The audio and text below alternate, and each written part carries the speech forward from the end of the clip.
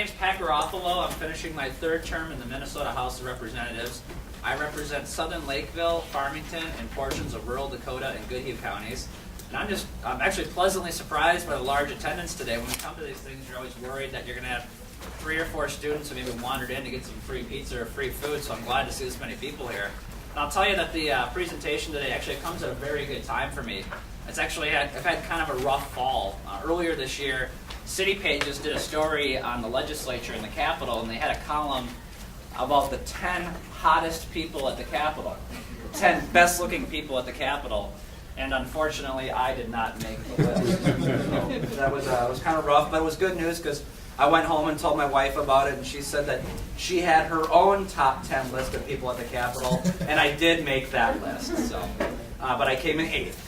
So that was a little bit rough. But again, glad to see everybody here. I'm going to be very brief in my comments because I like to take time to answer the questions, and then if possible, if Abby allows, maybe take questions from the students as well. I think 3 big things you're going to see moving forward in this campaign and dealing with the next legislative session. Number 1 is the 800-pound gorilla in the room is the budget.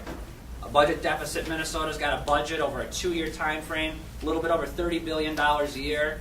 Right now, we're currently projected to have about a $6 billion deficit.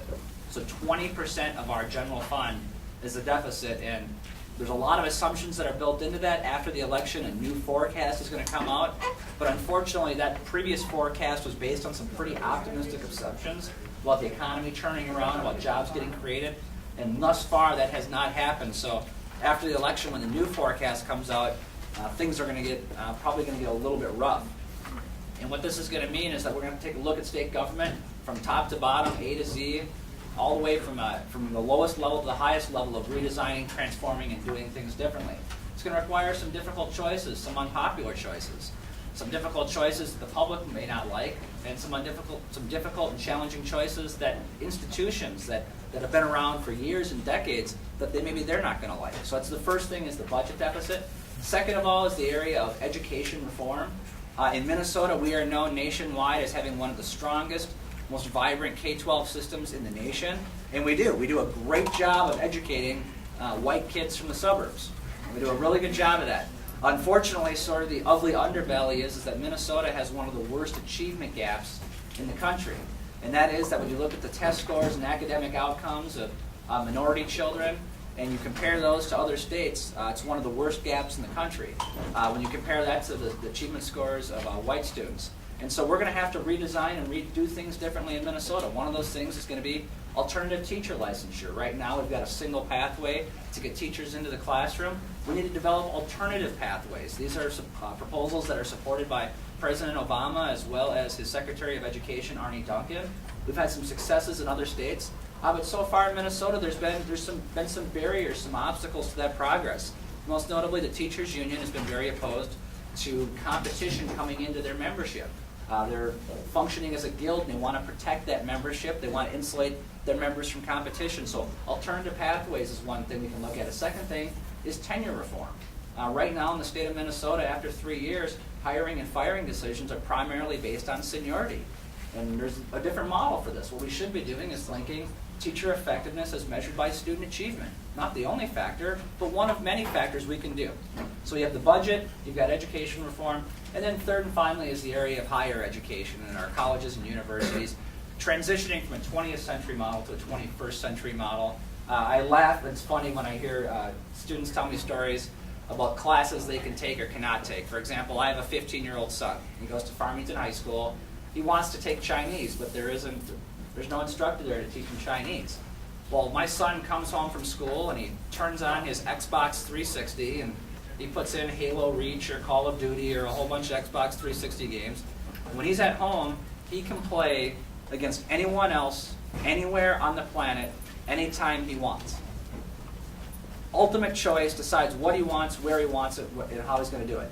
And he goes to school and those options are limited. So how we transition, where we remove this idea of Congressman Ellison? Keith and I served together in the legislature. I'm like, man, that guy looks like Pete Ellison. So So, transitioning from the 20th century, where location is the factor in determining your education, being able to get plugged in, kind of the concept of an iUniversity, being able to download content wherever you're at, whenever you're at, and get those things done. That's a transition that's going to be taking place. But I want to just finish on this final note, and I think something you'll hear from all three presentations today is that anyone who's promising you that the next 2 years in Minnesota are going to be easy is trying to sell you something. We got some difficult choices to make at the state of Minnesota. And all of us run for public office because we want to fix things that are broken and we want to help people.